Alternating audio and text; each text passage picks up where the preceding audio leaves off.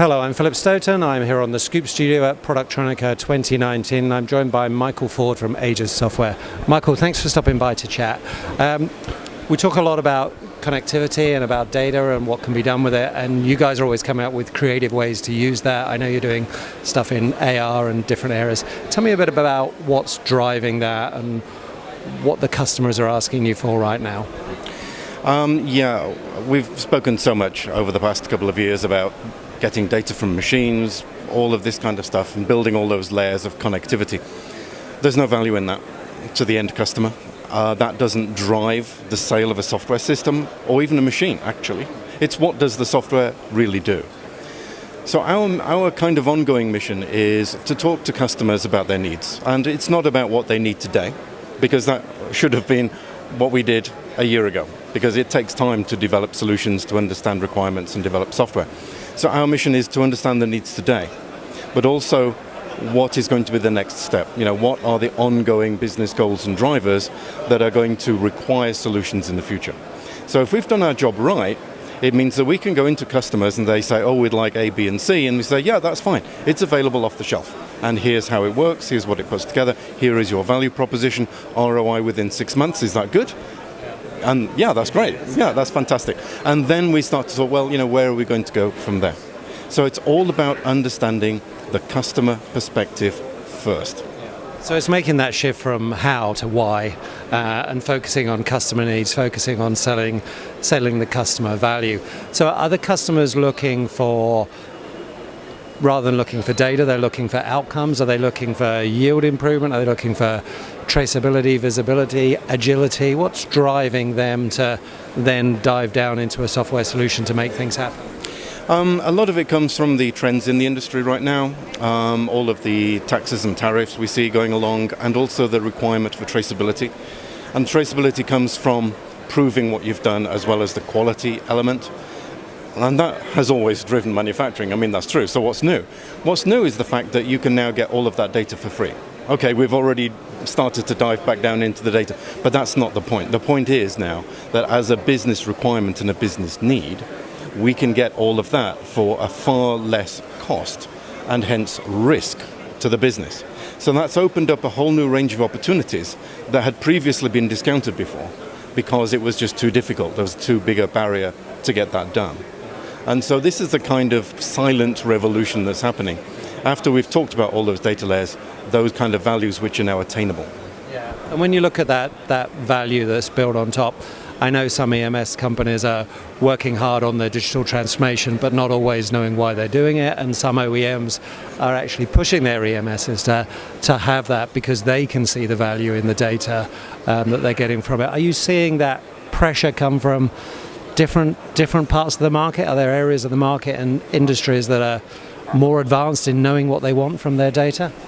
No. The interesting situation is that a lot of the internally developed systems, whatever they are, as well as a lot of the commercial ones, are simply out of date now. They're obsolete. They've been factored and designed based on old architecture of gather some data, put it into a database, make a report that tells me what I lost. It's the way all systems have worked for so many years. This whole IoT age brings data that we can start to control the factory, manage the factory actively. It's bringing enhancement to the people who have the experience and knowledge of how to run manufacturing. And so that's a completely different turnaround. So is that good for military and aerospace? Of course. I mean, they want to control the materials and anti-counterfeits and the quality and make sure everything's done right. What about the humble USB stick? Is that going to be affected by this kind of technology? Well, yes, because you're starting to trim the sub-seconds out of the process, even for high volume manufacturing. The interesting thing is that this data platform that we don't want to talk about anymore is actually the key driver for so many interoperable systems and solutions. And that's where we see slightly different requirements. I would say traceability across the board, quality across the board, of course, performance, added capacity. Yeah, we're looking toward all of that. Yeah, and that's really interesting. You talk about this silent revolution, and we've been kind of wishing for this position where we have this data, we can interrogate this data, we can mine it and make use of it. Now it's here. We've got to figure out what to do with it.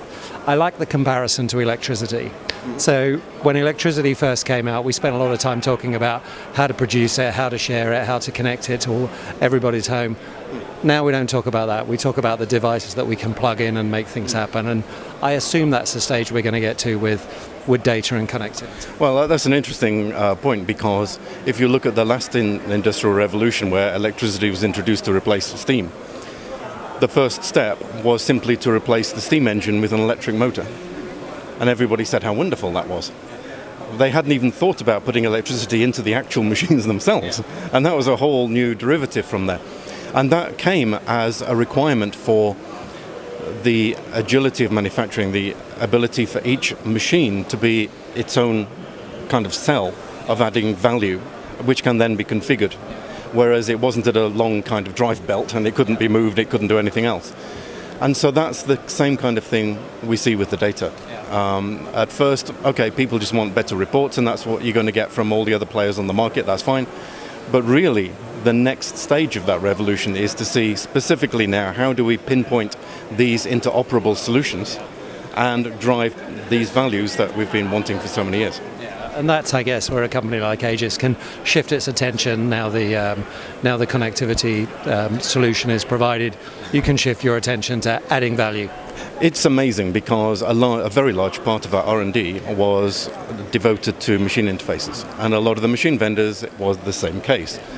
Our deployment times have just been slashed because we don't need to worry about connecting anymore. So that really focuses our minds now, talking to the customers, understanding what their needs are, and making sure the solution delivers that ROI within 6 months. It's not a year anymore, it's 6 months. In fact, there was one customer I heard this morning, they gave us feedback and said, it's 3 months. 3 months for a return on investment for a full MES system. Because you think this is going to be like some really expensive thing that is going to have to, earn its keep for so long. Not true. Not true. You get a faster ROI with software than you do with machines. So do you think we're due a wave of software innovation once we've got past it? It kind of reminds me a little bit of lead-free.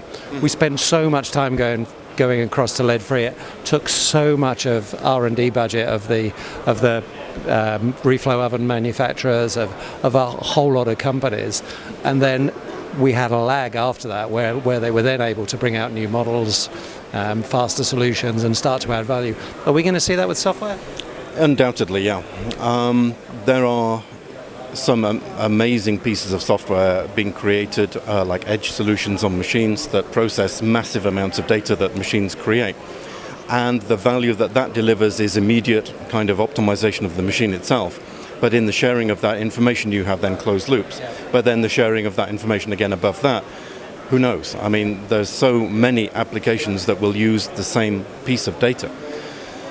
We've only just started to scratch the surface, because we've spent so much time building the framework, building the architecture that now the good advanced solutions are going to be based on. And they're going to come from different sources. Manufacturers themselves are now going to be able to make their own little applications that work together with an IIoT MES system, and they're going to be completely interoperable. So it's like we've just taken the gloves off, the handcuffs off. We're ready to really go for it now with the software. We're all ready to rock and roll. Michael, we could talk all day, and sometimes it feels like we do. We'll leave it at that, and we'll chat again soon. But thank you very much for your time. Okay, thank you. Thank you.